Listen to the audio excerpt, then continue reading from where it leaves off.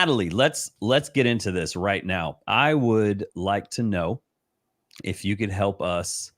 The first question: how do you see the relationship between healing from trauma and the world of dating? Because you are a dating professional. Are you are the go-to in the dating world. Absolutely not. So tell us about that. Yeah, absolutely. So yes, hello, I'm Natalie Vaughn. I'm the host of That's What He Said podcast. Yes. So that is a podcast that's all about dating. And I'm absolutely not a guru. I'm not here to give advice. I'm here to facilitate conversation. So that question is absolutely huge. I mean, it's going to be hard to sum it up in a few minutes, but there's definitely a direct correlation between trauma and healing from your trauma or not healing from your trauma and your dating life, your romantic relationships, your relationships in general. So that for me has been a huge part of my journey in my life. I started dating about 12 years ago, like was my first boyfriend. And um, I dated tons of guys. So it was just relationship after relationship that was failing, that was painful, that was unhealthy, that was toxic, that ended in heartbreak, like deep, deep, deep heartbreak that almost wasn't even like appropriate for the level of the relationship. Like there were times where I was like, am I going to die? Like, can you die from getting dumped? Like I was like just in so much physical heartache that there were literally times I remember Googling, like, can you die from a broken heart? Um, Wow. and so I got to a point in my mid 20s. I had done therapy a couple of times off and on in my life, but I went to therapy basically going to my therapist like, what is happening? Like, I don't understand. How do I keep ending up in the same situation over and over and over again? And because I would like get through a relationship, come out on the other side, heartbroken, scathed, like in shambles, and then look back at what I did in that relationship and the choices that I made and be like, who was that? Like, Mhm. that's not even me. It felt like there was something else inside of me that was driving my choices. And then when I could finally see clear afterwards, like after I got out of it, I was like, I don't even understand who was doing that. And the answer is it was my trauma. My Wow. trauma and my trauma that was driving my thought patterns and my behavior patterns was making my choices for me.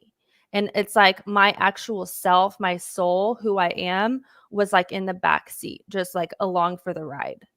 And all that to say, when you have trauma, which most of us do, especially like my audience, I'm 30 years old. So most of my audience is like millennials or Gen X. And if you're single at this point, like you probably got something wrong with you. You've probably been through some stuff. So, not healing from your trauma is going to lead to what I just described. I mean, it's going to lead to despair Mm. and sin and making bad choices. And that only spirals over time. Like you're not just going to wake up one day and stop doing that without any sort of effort or change. So, So when you say sorry, when you say your trauma was driving you, like what would you say your trauma drove you to do? And um, another question with that, do you remember what that was like? Do you remember like being in the moment of dating or whatever that was and when your trauma, if you will, took over? yeah, absolutely. So my trauma was driving me to make choices that were attempting to heal myself or attempting to fill a hole that I had that I didn't know that I had or fill a void. Mm. So, an example of that for me personally was like I discovered that I had this really deep desire to feel chosen, and not just to feel chosen, but to feel chosen over something else. And um, so I would find myself in situations with guys who were unavailable, like emotionally unavailable, or there was something between me and him having a healthy relationship. And I found myself pouring everything I had into it. Like if I can just show him that I'm good enough, if I can show him that I can be what he wants, then he will choose me over X. So that might be over another girl, or that might be over physical distance, dating people who live far away, whatever that may be. And that's just one example. There's a lot of ways, but um, yeah. What was the second half of your question? It was, did Oh, you yeah, go ahead? in the moment. Yeah. Um, so that's a little bit hard to answer, um, because everything, like, hindsight is 2020, Right. but there were definitely moments. I would say there were moments. There was definitely a huge lack of awareness. Like, I would just get tunnel vision. It's like my trauma would take over, and then I could only see, like, this much. Hmm. But I would have moments of being able to see clearly, and I think that that was really, like, the Holy Spirit tugging on me and saying, like, "This is not right," or "This doesn't feel right," or "This is never gonna happen," or this is gonna end badly, this is not gonna work out. But I was not equipped at the time to be able to recognize that, much less fight it. Got it. So, I would just keep rolling with it. Mm. And then I could look back and say, "Why didn't I pay attention to that?" I could hear it. I felt it, but I just wasn't equipped at the time. Do you feel like, um, when did you start to realize that, man, I got to get some help? Like I've got to get into therapy, or were you kind of in therapy during that time? Like what was the moment for you? You're like, oh, bro, I need some help. Yeah. Um, the moment for me was I had gone through, probably the worst, breakup, and it was very messy even afterwards for a long time. And I this was somebody who I thought, like, gun to my head, this is the one, this is the guy. And I was horribly wrong about that. But I got to the point because I felt stuck. It had been like 2 years since that relationship actually ended, and felt like I was losing myself almost entirely. Like, I was making choices in my life that were just I was like, "I don't even recognize myself in the mirror anymore." And I didn't know how to get out. I felt numb. I felt like I was doing things because I was so numb that I was doing things so that I could feel something. Hmm. And the it started to scare me because I was like, I'm doing things that I would never do. And it's scaring me where this is going to take me if I continue on this path. S- I lost. Where'd you go, Natalie? Where'd you go? Oh, I lost you. Huh. I thought you were gone forever. I don't know what happened. I don't either. Maybe just the Wi-Fi.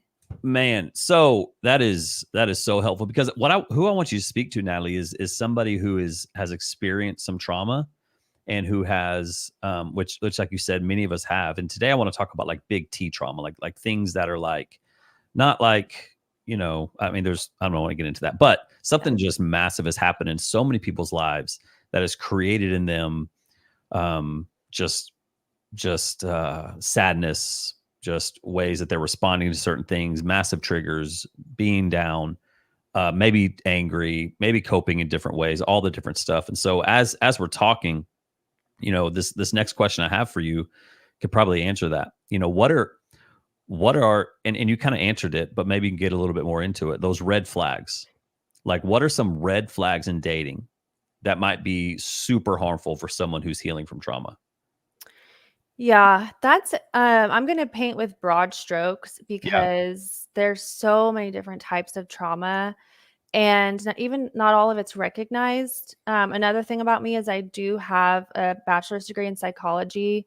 I even started into a clinical psych grad program after that, and long story short, it just wasn't going to take me where I wanted to go, so I quit that. But yet again, here I am talking about trauma. So, um, a clinical person would say, oh, the only real trauma is like um, the threat of death or perceived threat of death.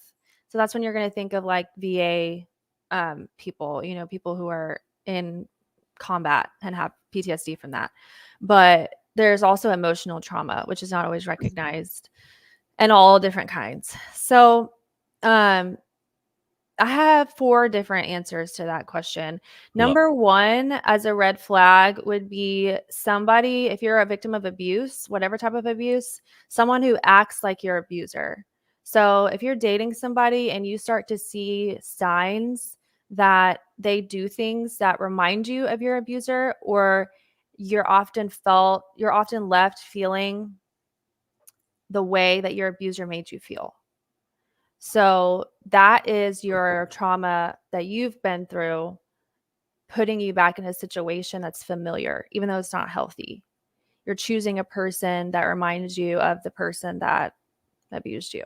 Yes. Number 2 would be if the relationship that you're in makes you act like your abuser. So it's really common, unfortunately, for victims of abuse to become abusers. Hmm. And I think there's definitely room for healing in that. And that's definitely not always the case, but it is common. So if find yourself in a situation where you start acting the way that your abuser acted towards you, that's a huge red flag that number 1, get out. And number 2, you probably need to seek help as well. Um, Number 3 would be someone who doesn't give grace to you when you're battling your own triggers, when you're trying to heal from your trauma. Because the thing about dating is it's not a linear course.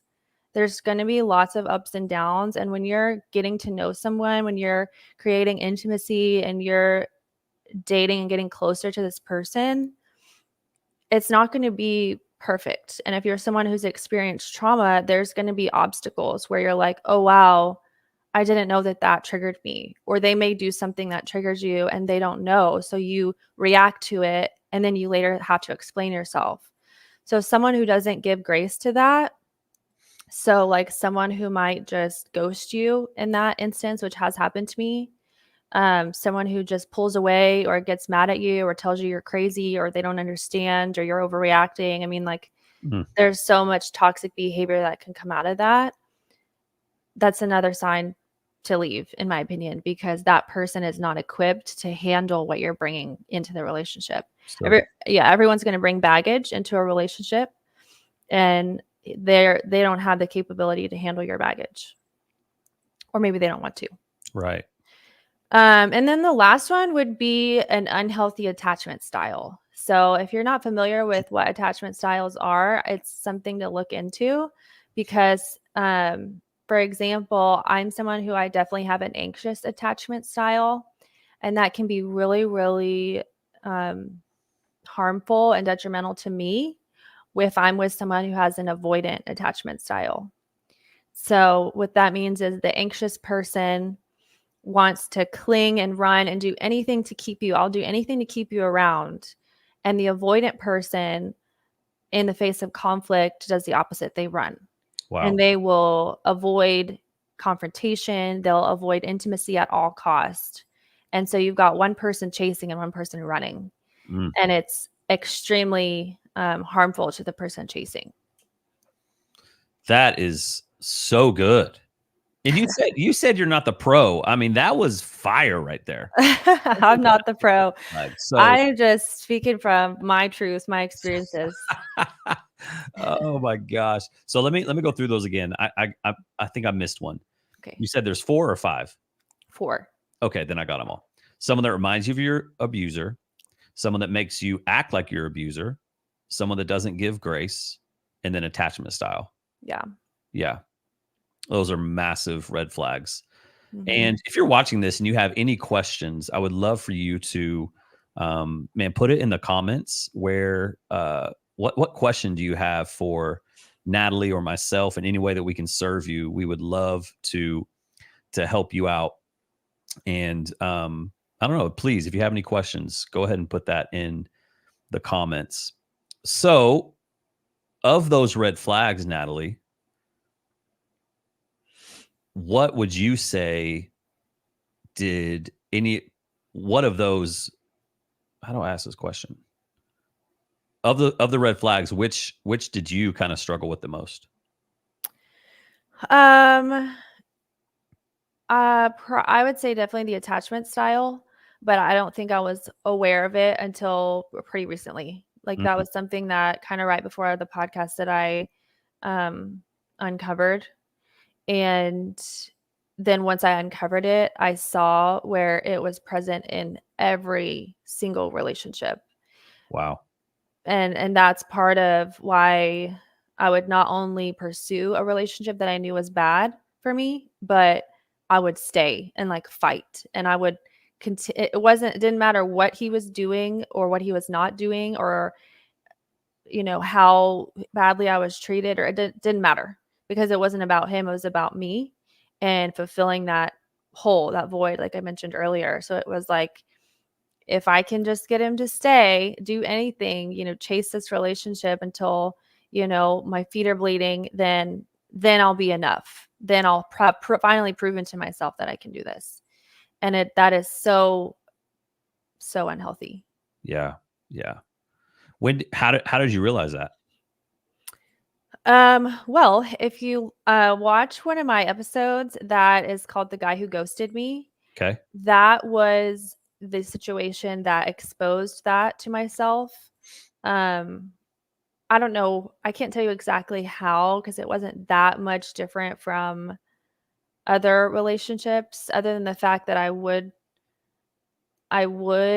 probably say he does have that avoidant attachment style, which is not something I think I've ever encountered before. So Mm. it was like just two complete opposite extremes when this conflict occurred, that it became really obvious. I also think I was just in a place maturity wise where I was actually able to see, like, I didn't have that super tunnel vision that I had in the past. Um but yeah, I mean, in the face of conflict, basically, I was overly anxious and overly reactive, and he ghosted. He was just absolutely gone, nowhere to be found. Never saw him, never heard from him again. Gosh. Yeah. Well, not for a while at least, but Yeah. and that was crazy to me. I had never experienced a person like that. And how long was like after the ghosting situation, and they can go and listen to this and watch it, but how long did it take for you to kind of heal from that? Um, I mean, I would say I was back at baseline after probably 4 to 6 Hmm. weeks.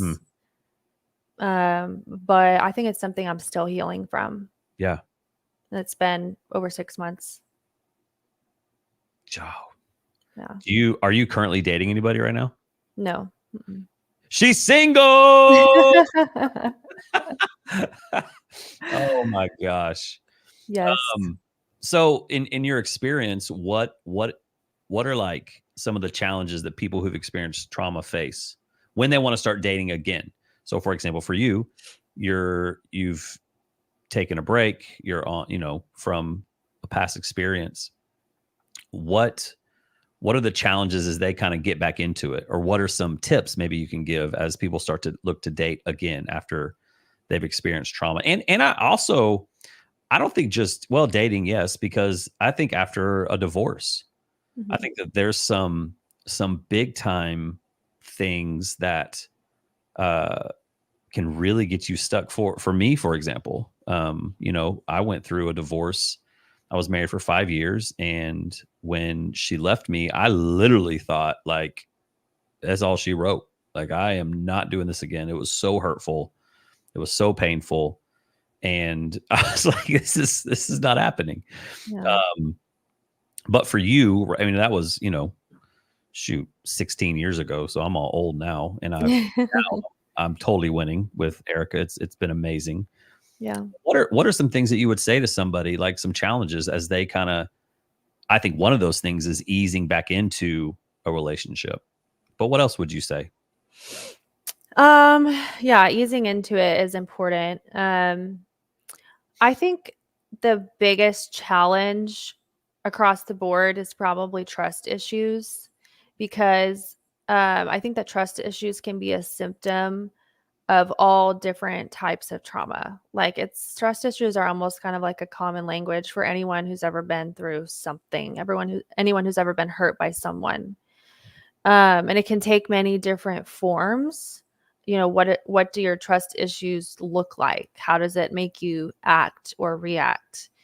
Um, so I think something that is really common now, again, amongst my generation, is like hyper independence. You Mm, know, you think I can't trust anyone to not hurt me again, so it's safer to just be alone.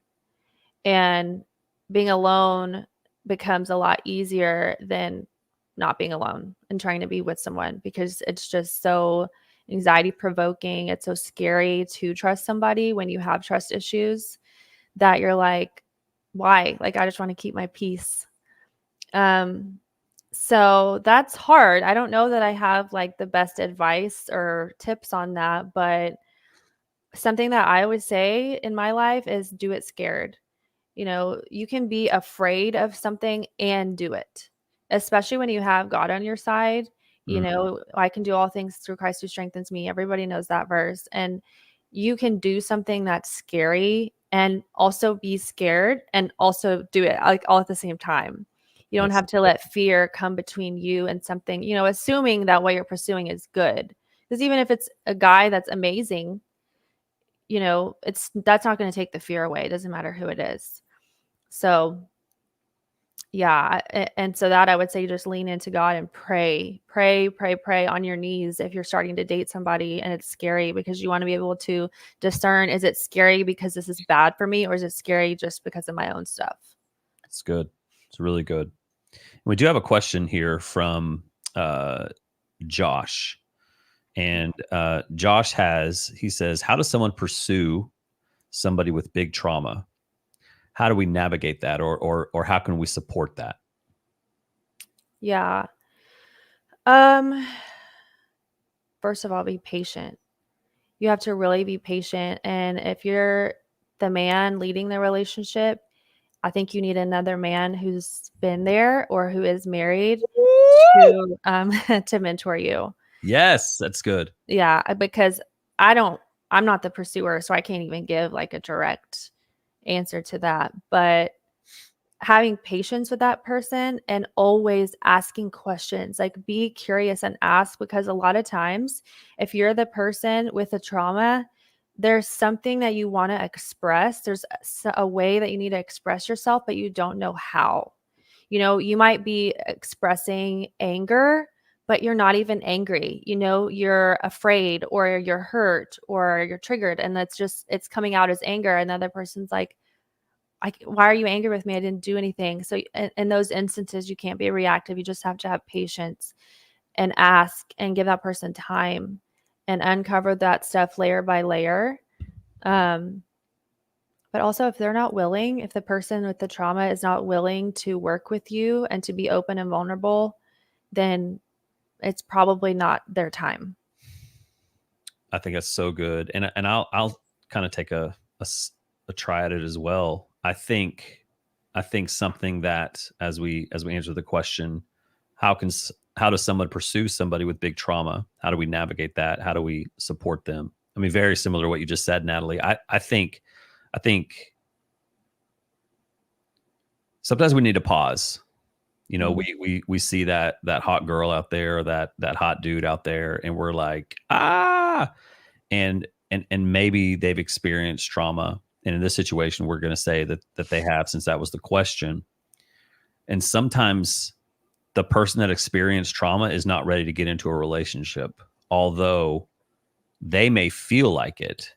And for Mhm. you, as somebody who may be coming into a relationship is a little bit more healthy at that time, that person may just be looking for something to anything, like anything at all to grab onto. And so I would say, as you're navigating this together, if you can pause for a second in the pursuing or even in the relationship, and just really take time to truly make sure that that person is is healing, number one, because like for me, I told you it's been 16 years since my divorce, and it is still hurtful. Like it still comes up, and I've got to Mhm. watch that and I've got to guard that. But is that person really ready to be in a relationship? And if you care for that person, then it's going to be okay to wait, or it's going to be okay to take your time in that pursuing. Yeah,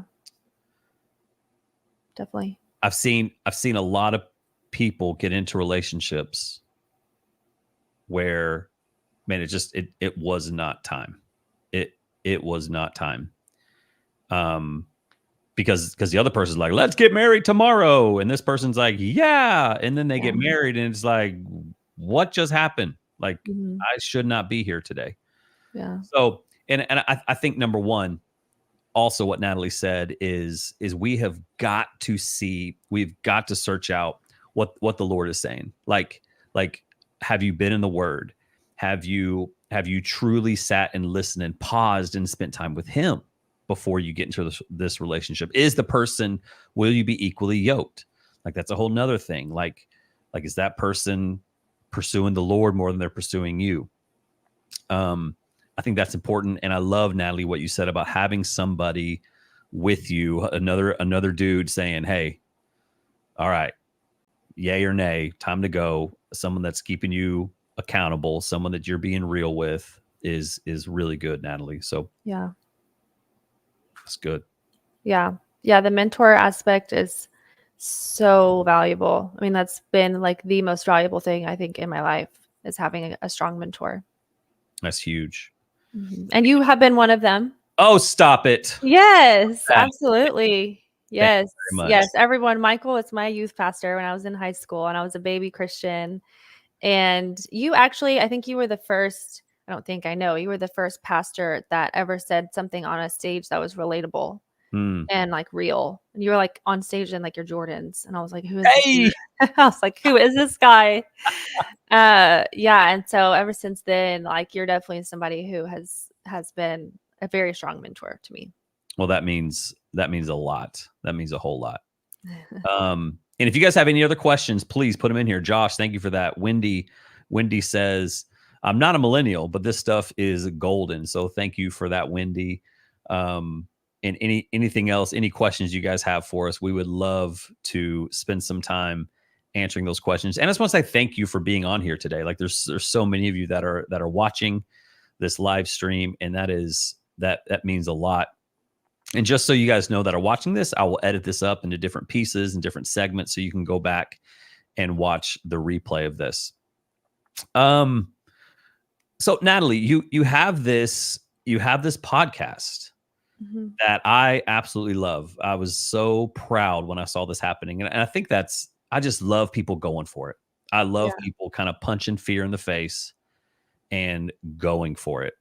And with you in this podcast, solely focused on dating. I love how niche that it is. It's Mhm. gotten way down. Um, like, how do you address issues related to past traumas and stuff with your guests?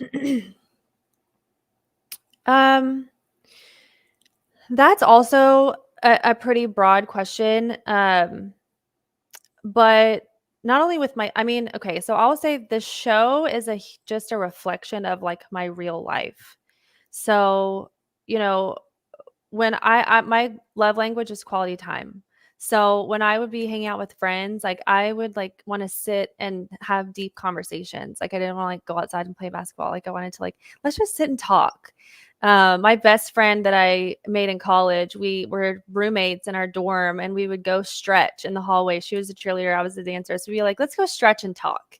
And we would be in the hallway of our dorm stretching for like hours, just talking and asking questions. Mm, So part of that for me too is that the way that I treat people in my life and my guests is everybody has a story.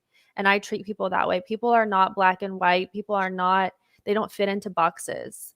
And when you try to do that with people, you'll never understand them. I think that's a huge issue in our dating culture is like people want, like men want to say, well, women are this way, women do this, and they want this. And women are saying, well, men are this way they all cheat, they're all terrible, and you want to like categorize each other, which is only going to create division, because like I said, you'll never understand people, much less someone that you want to date and marry, without treating them like a person and like they have a story, and then being curious and uncovering what that story is and hearing what they have to say. So like I said earlier, I think trauma is what got a lot of us where we are now. Actually, that clip that we discussed where Kelsey's speaking, she kind of explains that. And I think it's imperative as people, and then for me as a podcast host, to talk about that. I mean, that was my whole goal for the podcast, was like, let's talk about it. Yeah. Ask the hard questions and have the hard conversations. Let me share that clip that you're talking about. I think that would be helpful for people. Let's see. Can you hear it? No, it's on mute. Oh. The things that I did in my last 10 years of dating have absolutely ended me up where I am now. Because I didn't set the boundaries, because I wasn't upfront and honest about what I want long term, because we're scared. We're scared that if you tell somebody that you want long term to be married and have children, they're gonna be like, oh my God, and freak out. That can be scary to some people to hear. Mm-hmm. So that's why women aren't saying it, because they're like, well, I don't want to scare them off. Mm-hmm. Because they're like, you know what, I'd rather have this little dopamine hit for 3 weeks or 2 months instead of setting boundaries. Because yeah, can you hear it, dinner Natalie? with a nice guy who's attractive is great. Getting a little cuddle, making out, having sex occasionally, those are nice things. They make us feel good. Yeah. But it's not getting us to where we want to be if what we're saying we want is true. If I had sex with him, it's because I wanted to. But tell me when it started over. 100%. It started over. Okay. Things that I did in my last 10. So let's break that down. Let's talk about that. Yeah, so that clip, that's probably one of my favorite, if not my favorite clip of all my reels so far, because it's so relatable to so many women right now that are single, this generation, that want marriage. In that clip, Kelsey is taking accountability for the decisions that she has made over the last 10 years that have ended her up where she is now, which is still single and searching and yearning for marriage and a family. And kind of like I was alluding to earlier, when your trauma is guiding you, you make decisions that are not necessarily conducive to your goal. And it's important to take accountability for those things and recognize them, like she did, which is amazing, and call them out to yourself, and that's what we try to do on the show, is have some of these hard conversations to expose those unhealthy thoughts and unhealthy patterns of behavior that we all have, without passing judgment on anybody. She's being very vulnerable, mentioning that, like, sex is part of that. And that's the reality that we live in, especially within the Christian community. People want to be hush hush about who's having premarital sex, but like, that hurts the people that are doing it, because it needs to be talked about, and it needs to be talked about from a place without judgment. And I personally never saw that in my life growing up as a Christian. Not to place blame. Again, I take accountability for my own actions, but that's part of what I want on the show, is all walks of life and just realness. Like, again, let's just talk about it. Let's talk about it then. So when it comes to premarital sex, like in you saying that in the Christian circle, in the Christian world, like, what does that mean? Go. What are you not saying? So when I say premarital sex, I mean, like, I just feel like within the Christian circle, again, speaking to my own experience, the places that I grew up in, which were amazing, the churches I grew up in, but the truth was like lacking in that area, because if you were having sex outside of marriage, which most of us have, it was like shameful. So it was like, I'm going to hide this from my mentors and my pastors and my friends who aren't doing it, because if I tell them, then it's going to be like, well, the Bible says you shouldn't be doing that. And that's not helpful, because I don't even know why I'm doing it other than it feels good. There were definitely times where I was like, I don't even really want to be doing this, but again, there's something making me do it. Well, like I said earlier, it's real easy to feel chosen when you're having sex with somebody and you're the only person there. Yeah. So there's lots of various reasons that people may run to sex that are dealing with trauma internally, and they don't even know why. And that's not to say everybody wants to wait till marriage. Right. That's definitely not the case for a lot of people. But there are also people, even though they don't want to wait till marriage, they're having sex before they want to. They would like to hold out longer, especially women. They would like to hold out until there's some form of commitment, and they're not, because as Kelsey was explaining, if you're yearning for something, yeah, having sex feels good, feeling chosen in that way, feeling that form of intimacy, that dopamine hit. If you're craving that and you're not getting that, and maybe you feel like you never will, maybe you feel like you're not worthy of marriage, of getting toward, you're never going to get past the finish line, then you're like, yeah, I'm going to go ahead and take this dopamine hit, this crumb right now, because I'll never make it to where I want to be. I think that's so good and so convicting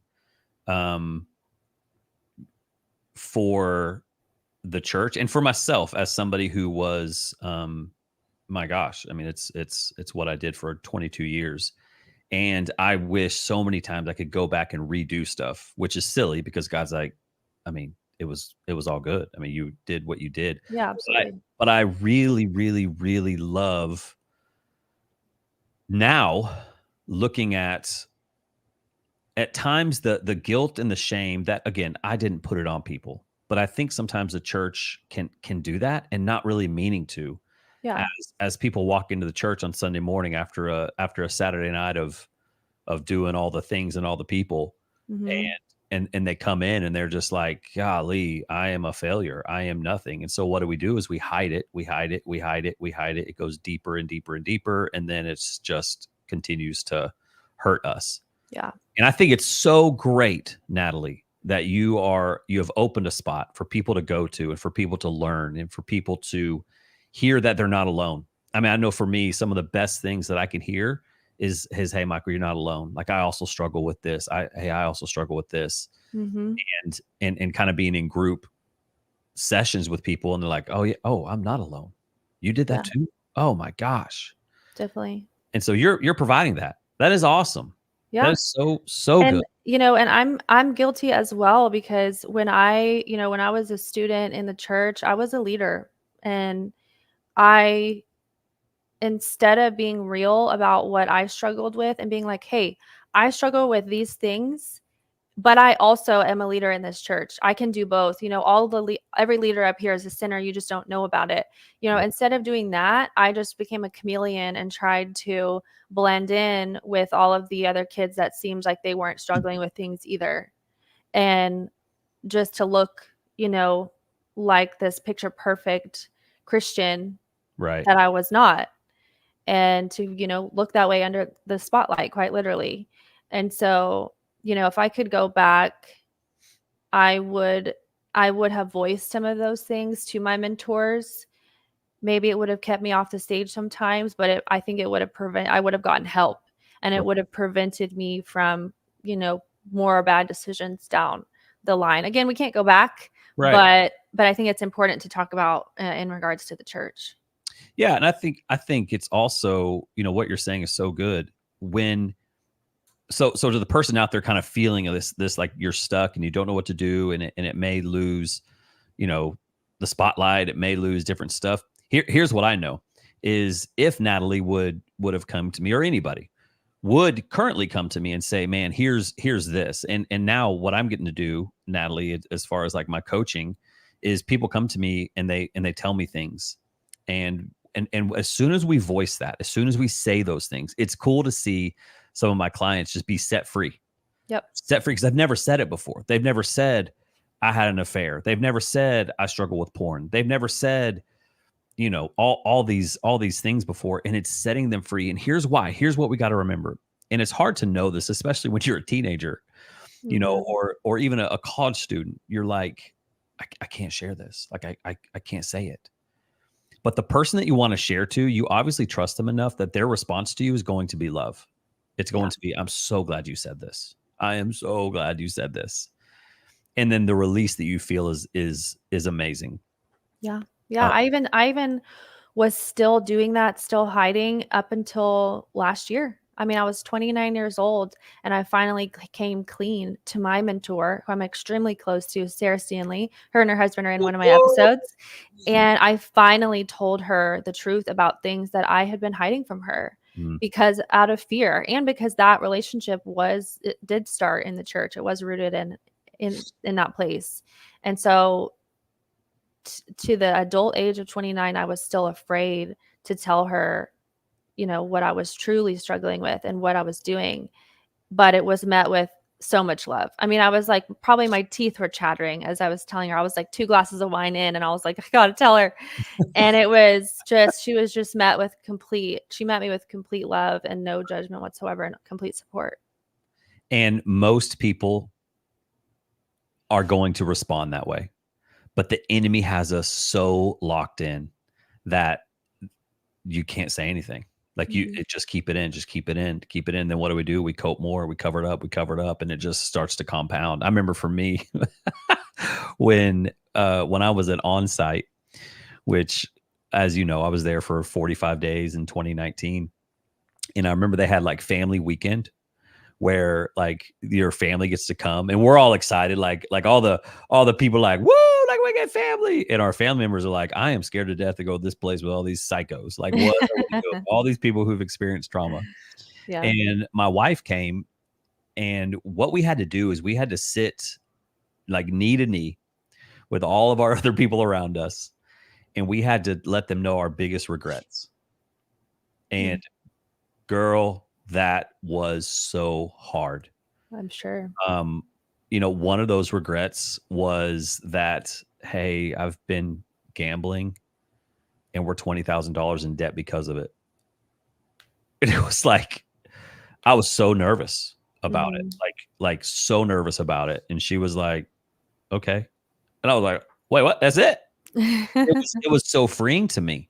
Yeah. And these other regrets and things that I had just held on to. So there were even things, Natalie, that I was hanging on to that I hadn't shared with her, that we weren't even married and weren't even dating. Like there was stuff like so far back that I had just locked up.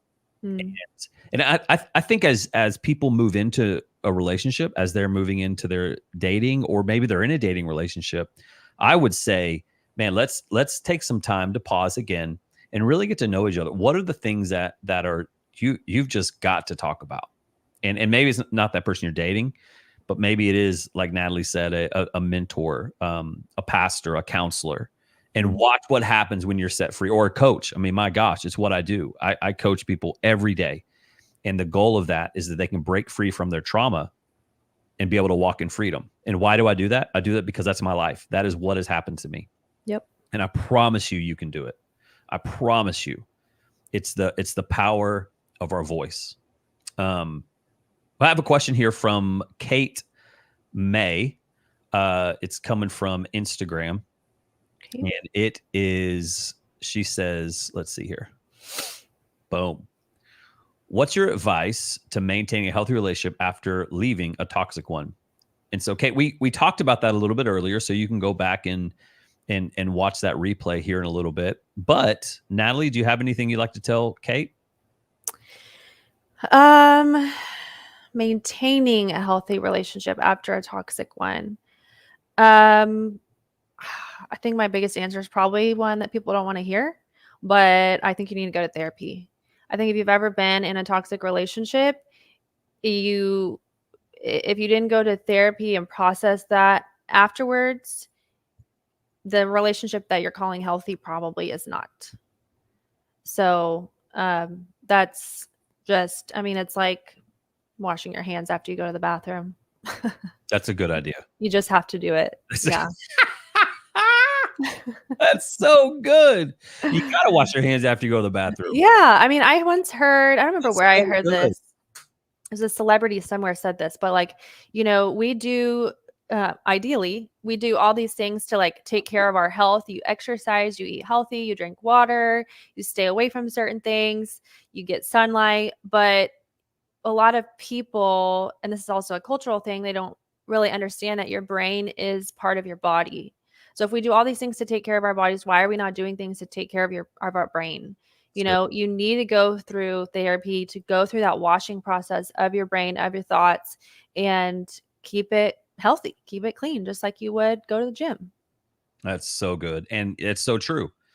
If I fell, I use that example quite a bit. If I fell and broke my arm, just like just now, if I fell out of my chair and broke my arm, then that would go viral.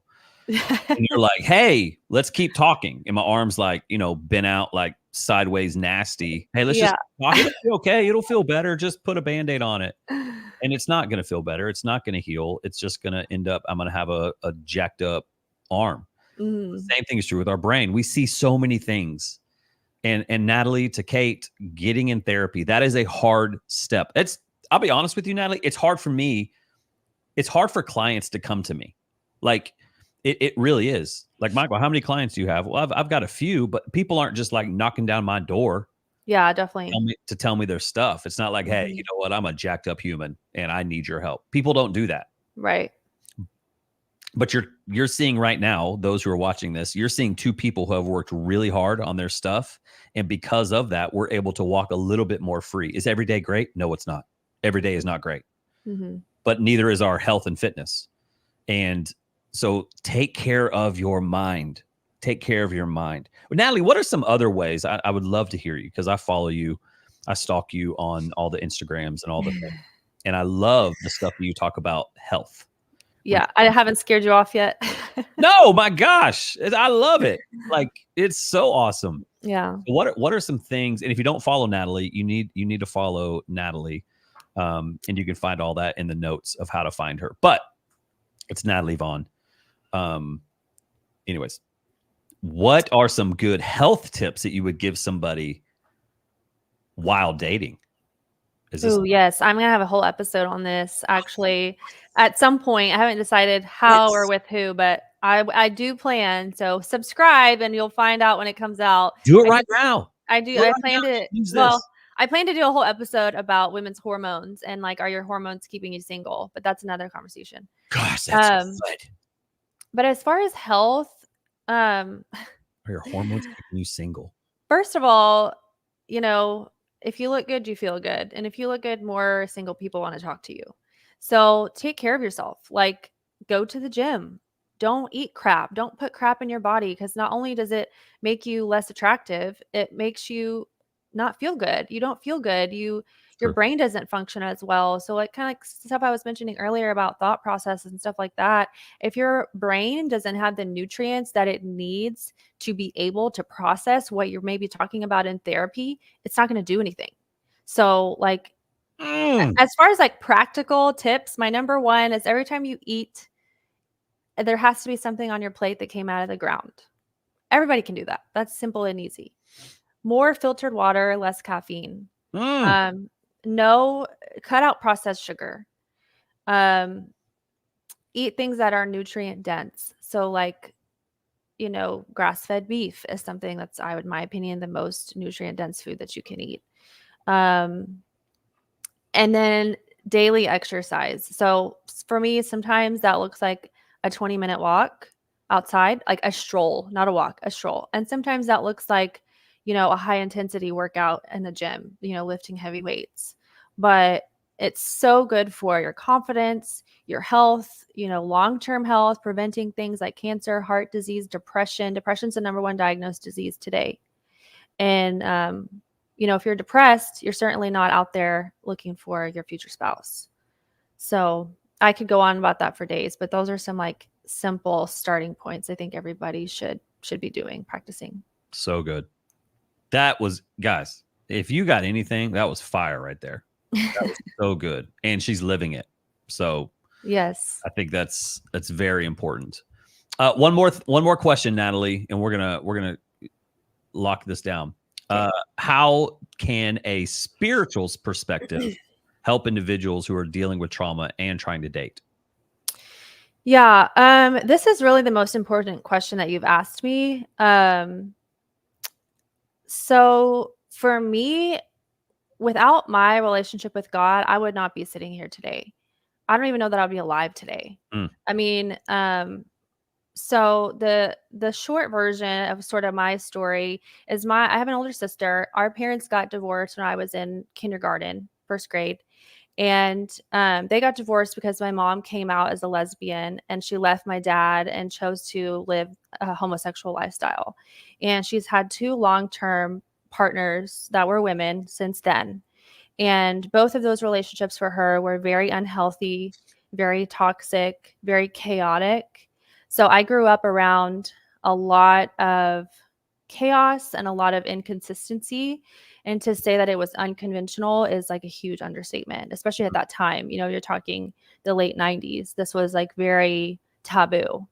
And then my dad never remarried. He was a single dad, still is.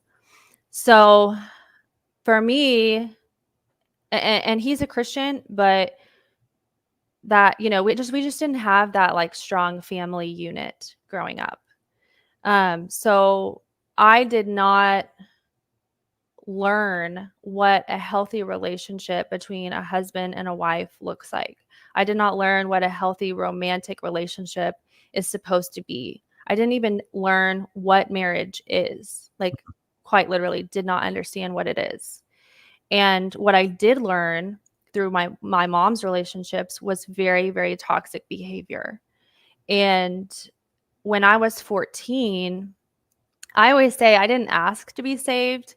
God just plucked me out and he said, yeah, we're going to take you. I'm going to plant the Holy Spirit in you because I need you to do XYZ with your life. And so we're just going to go ahead and do this.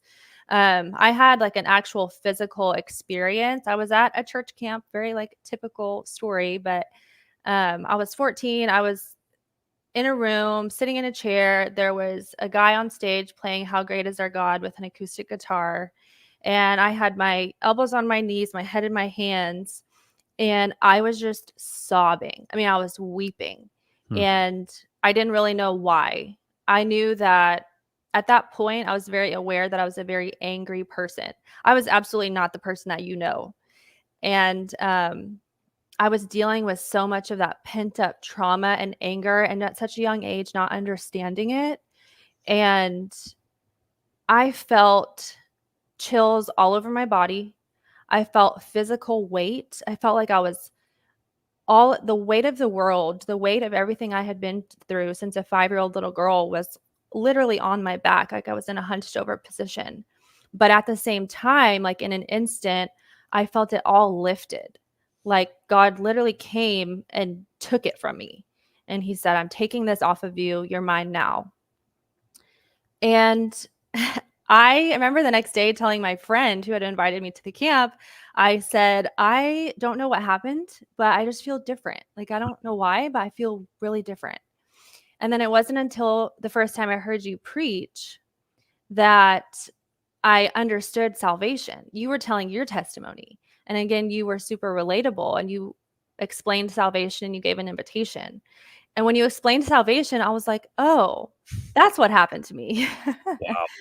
And from then on, I just was pursuing God. But that has been a very, very bumpy road because I had a relationship with God, that didn't take away any of the trauma that I had experienced and was going to continue to experience.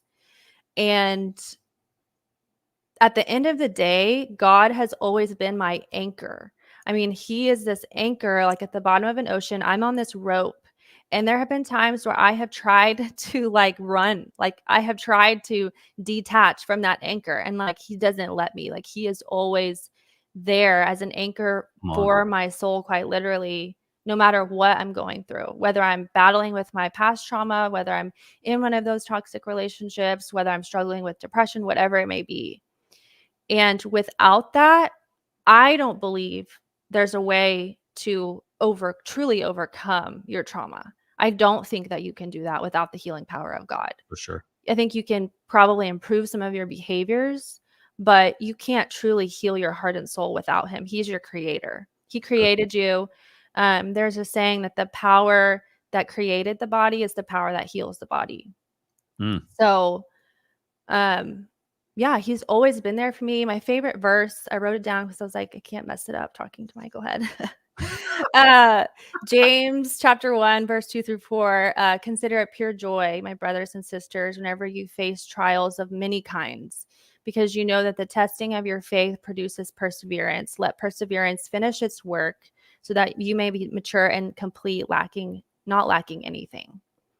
So that's my favorite verse of all time. I always come back to it. Every time I come to it during a hard time, I learn something new. Now that is the power of God's word, is it's the living word.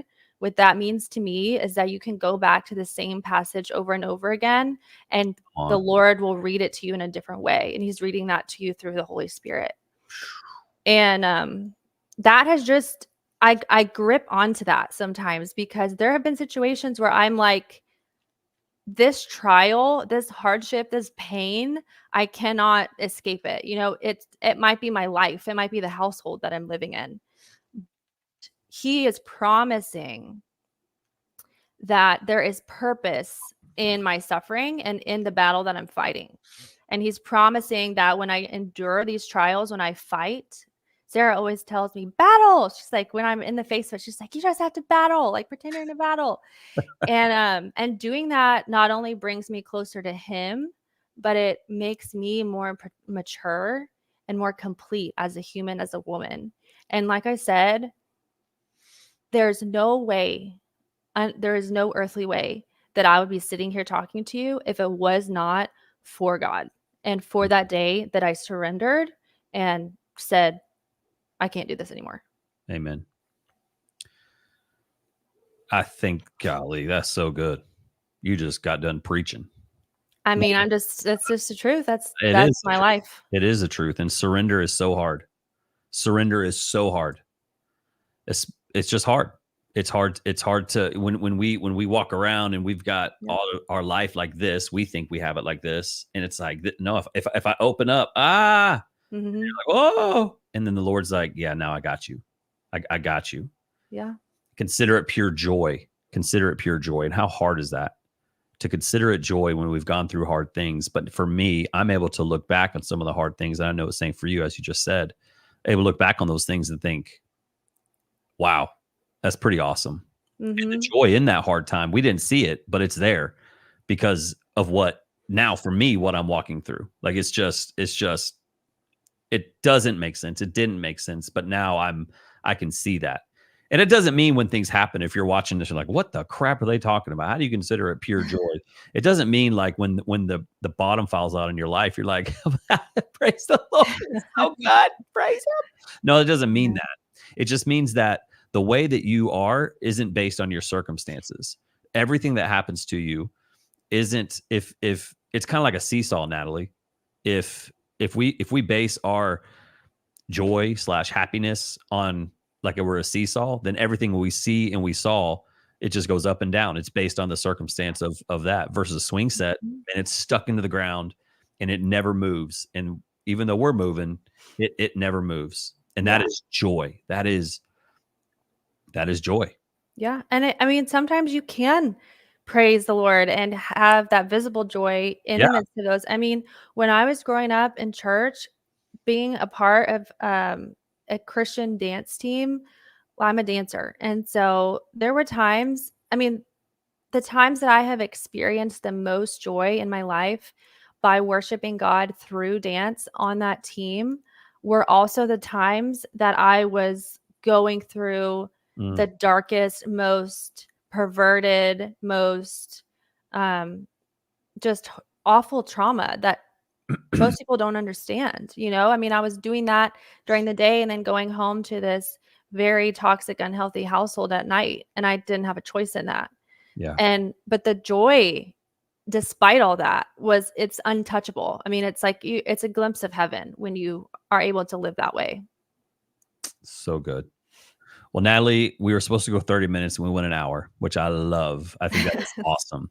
And so I'll put in the notes every way that people can find you. You're super easy to find.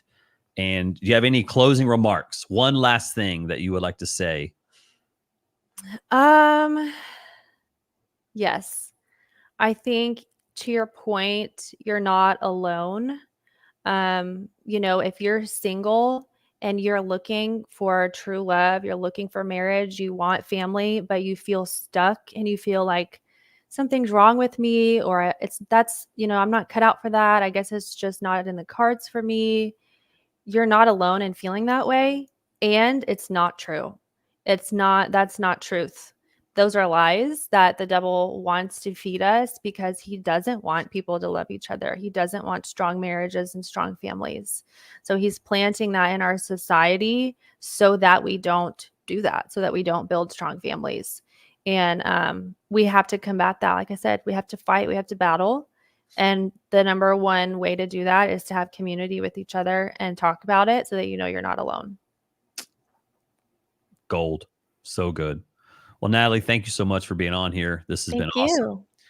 And yeah, thank you guys for watching. If Natalie or I can help you in any way, please reach out. Let us know how we can help you. I've had a lot of people on Instagram and asking all these questions. But if you missed any part of this, you can go back and watch the whole thing in a little bit on YouTube. All right. Well, thank you guys. Thank you.